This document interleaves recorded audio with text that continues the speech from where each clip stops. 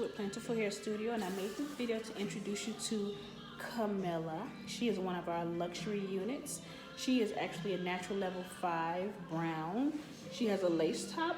The lace actually extends towards the front, and she's a wefted back. 150% density and some of the highest quality of hair. She is absolutely beautiful. This is her natural hairline. And like I said, she has a lace top. And one thing I wanted to tell people about the wig world versus the weft world, wigs and units are measured completely different from wefts.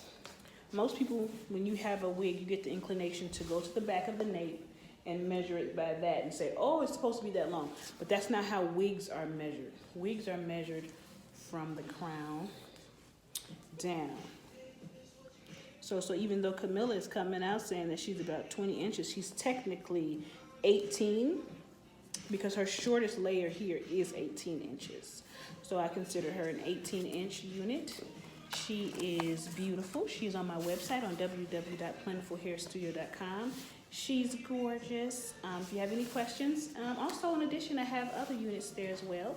www.plentifulhairstudio.com.